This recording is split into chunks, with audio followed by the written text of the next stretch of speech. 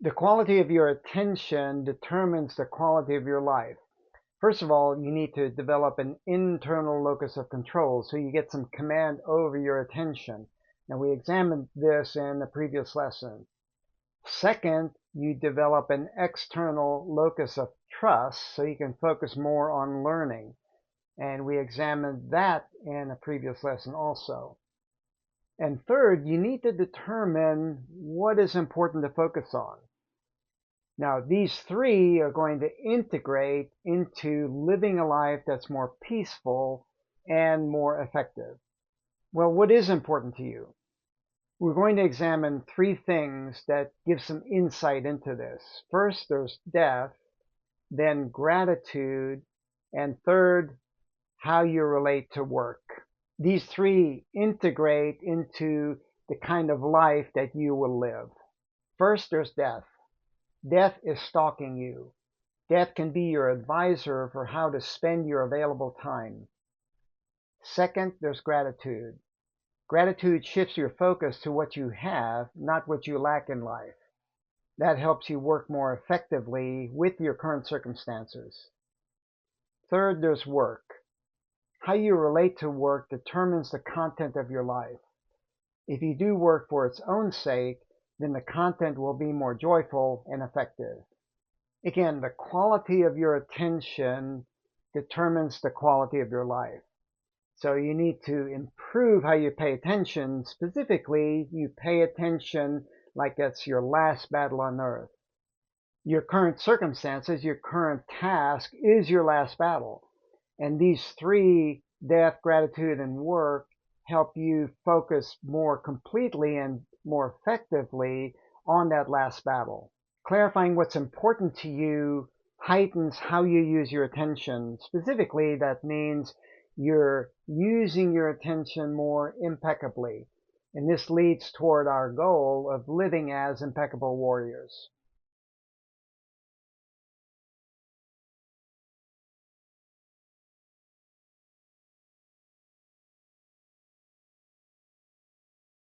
I covered how to develop an internal locus of control in Warrior Lesson number 31.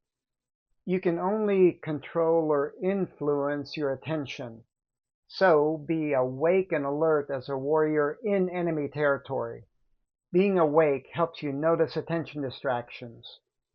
Being alert helps you direct your attention where it needs to be focused. Wake up to the constant tendency of your attention being distracted. Apply the warrior master skill to constantly wake up to this distraction. This returns you to being awake and alert. I covered how to develop an external locus of trust in Warrior Lesson number 32. You can't learn by controlling. Learning requires being open and receptive to new information and new experiences. So trust rather than controlling is what keeps you in this open and receptive state. The key is to trust how life unfolds. A trusting mindset keeps you engaged in stress so that you can learn, and there are certain qualities that help with this process. Humility and honesty help you see reality clearly. Humor helps you not take life so seriously. Curiosity helps you take steps towards stress. Patience and persistence create balance. They allow time for learning while also moving toward what's important to you. These are trusting qualities. They help you stay open and receptive to this new information, to these new experiences. They allow time for learning to occur while also moving you in the direction that's important to you. The key phrase for determining what's important to focus on is pay attention like it's your last battle on earth. You can waste a lot of time in life. How? By focusing on things that aren't truly important to you. You can also waste time by not knowing how to focus your attention effectively. Death helps you identify what's most important to you. Death is stalking you, meaning that this could be your last battle on earth. And knowing that what you're doing today could be your last battle heightens how you live this current day. Death advises you how to live, and that includes how you set long-term goals that you want to achieve, things that are really important to you over a long term, and then how you pay attention to the work that you're doing that leads you in the direction of achieving those goals. Both of those are important.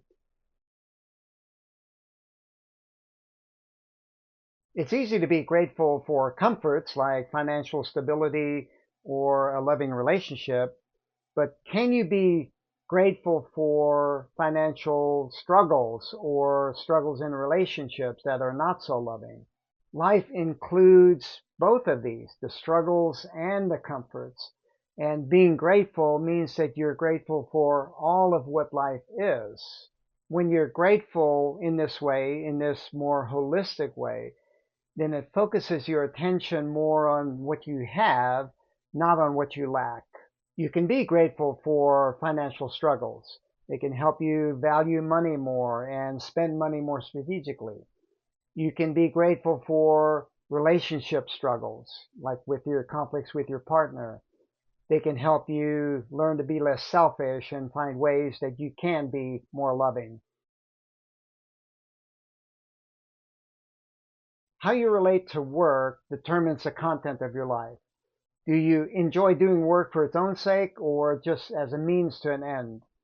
If you're enjoying doing the work for its own sake, then that heightens your attention in the moment, and that makes your learning more effective and your growth that follows from that. And this is really what life is all about.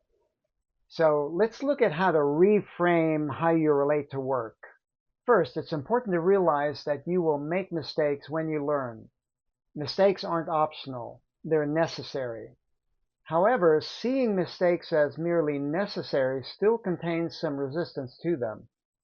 You reluctantly accept them as part of learning. A better reframe is seeing mistakes as essential. You can't extricate mistakes from learning. Knowing this helps you embrace mistakes more wholeheartedly. Second, utilize the PCO shift to reframe work. Struggles are tough. They require doing work to solve. You learn by doing work as you solve your struggles. You can relate to struggles as problems. Problems are aspects of your life you want to avoid and get rid of. You can shift to seeing struggles as challenges. Challenges are more neutral. There's less avoidance and more curiosity about engagement. The final shift is seeing struggles as opportunities. You want to benefit from opportunities. Perceiving struggles this way helps you willingly do work. See struggles as opportunities. See mistakes as essential to learning. These guide how you use your attention. They help you willingly engage the work that you need to do to learn and grow. You develop an internal locus of control to get command over your attention. You develop an external locus of trust to focus on learning. Now you need to determine what's important to focus on. Now, death, gratitude, and work help you identify what is important. They help you live a life that is more peaceful and effective. Death is stalking you. It advises you about how to use the limited time you have available. Gratitude helps you focus on what you have, not what you don't have. You have certain comforts, so be grateful for them. You also have certain struggles. Be grateful for the learning they provide. You reframe work so you do it for its own sake. This reframe helps you see mistakes as essential for learning. You shift seeing struggles from problems to challenges to opportunities. Seeing them as opportunities helps you willingly engage in them. This may be your last battle on earth, so use death to advise you about how to use your available time. Be grateful for the comforts that you have, but also the struggles. The struggles are learning opportunities. This is where work comes in. See struggles as opportunities, see mistakes as essential. These qualities help you not only survive, but thrive. If this is your last battle, then you'll thrive in it. And if it's not, then you'll thrive in the next battle and the next one as you continue to live your life. The quality of your attention determines the quality of your life. Identify what's important to focus on so you improve how you use your attention. And use death, gratitude, and work to help guide how you're using your attention. You can waste a lot of time in life if you don't realize that death is stalking you. So use death to guide your choices toward things that are going to be more meaningful in the long term. And then use gratitude to focus on what you have, not what you don't have. Death and gratitude help you focus on what is occurring right now. How you relate to work determines the content of your life. So reframe work as learning opportunities and mistakes as essential. This helps you willingly engage in that work. Here's the drill. Answer these questions to determine what's important to focus on. Death. What long-term goals are important for me to work toward? Will I enjoy doing the work for its own sake to achieve these goals? Gratitude. What challenges am I grateful for?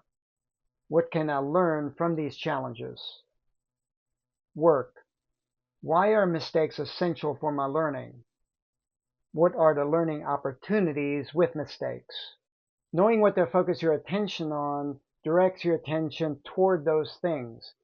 That heightens the quality of your attention, which heightens the quality of your life.